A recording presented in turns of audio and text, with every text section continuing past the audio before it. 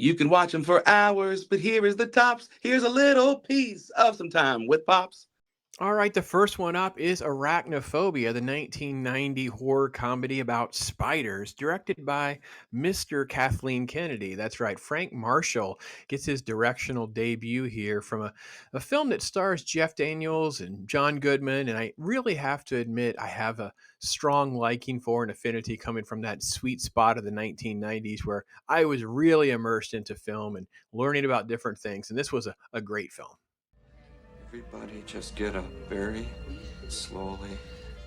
The story centers around Ross Jennings, played by Jeff Daniels, and his family. He's a doctor and she's a big city person, and they're going to this little small California town. They're going to take over the local practice, but unbeknownst to them, there's been an invasion of these little spiders. And yes, Jeff Daniels' character is riddled with a horrible case of arachnophobia.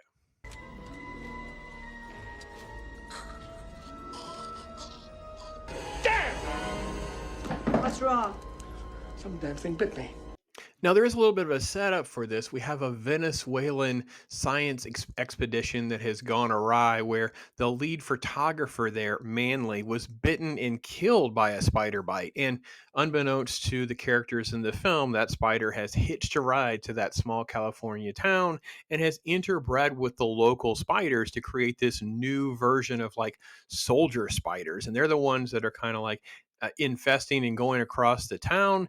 They've bitten people and people start passing away, causing like a series of deaths. And that ropes Jeff Daniels' character into thinking something is way bigger than on initial. This is actually the scientist. He is the one who's kind of very skeptical at first, Dr. James Atherton, played by Julian Sands. And he and the expedition and all of that is actually kind of the initial part of the film is kind of, we get that where we have Mark Taylor play Manley, and they kind of go deep into the jungle. They're going deep down in there, and they have this really interesting scene that's not in this trailer where they gas the tree, and then all of these things are coming and falling down. Of course, there's this massive thud with this giant spider, and they notice there's no sex organs on these little worker spiders and things like that. So that's how the general scope of the film is kind of structured around all that.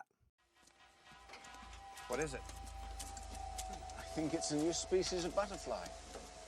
We could call it Proteus manlius. All right, now all of this tension is put up against and juxtaposed against John Goodman's exterminator character, Delbert. And I have to be honest, I'm a massive Delbert fan.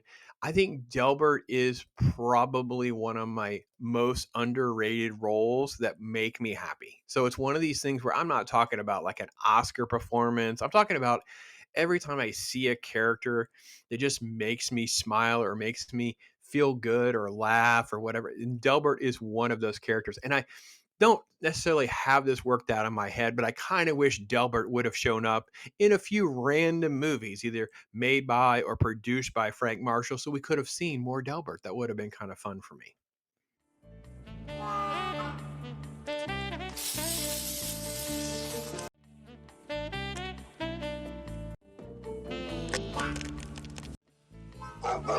Yeah, that's right. I'm bad. All right, the film is somewhat dark and edgy at times. I have this made-up subgenre that I call my gateway film. It's a gateway horror film, meaning that this is a film for, it's like a PG-13, but it's more like that pre-teen category, right? We get Gremlins, Poltergeist, a movie like this that is, it's scary and edgy and suspenseful, but it's not so shocking or gross or inappropriate or gives anyone anything that will, keep you from wanting to go into the horror genre. This is sort of like that transitional thing. And I think this is one of those films that's good for that tween, I'd say 8 to 10, depending on, how your kid is, and then a little bit older than that. This town is dead. Better uncork my private stock. Rock and roll! And there really are some fun moments and some fun elements in this film. It gets a little silly, a little zany at times to kind of make everything work, everything wrap up. I'm not going to pretend it's a perfect film in that way, but I have a great time watching this film. I'm going to call it a solid 3 out of 5. This was a Pop's pick, not a Mrs. Pop's pick, but she goes along with it. She tends to laugh more at sort of like the B horror elements, sort of like the puppeteering, the way they cut and edit things. They'll throw a fake spider on someone. It makes her laugh because she knows it's fake. You could tell things are fake. I think that some of the stuff is very strategically done and well edited to feel way bigger than it is. I feel like if they were to remake something like this, it would just really wouldn't work. There's going to be a lot of CGI and things like that, where this is obviously driven by a lot more of practical effects. And they use so many live spiders. They actually went, and there's whole backstories of trivia about going through what kind of spiders can do certain things, almost like a Spider Olympics to pick the right kind for different kind of scenes in the film. So that's how I came down on this one. We'll get to the next film right now. Arachnophobia. 8 legs, 2 fangs, and an attitude. Perk up, Lloyd.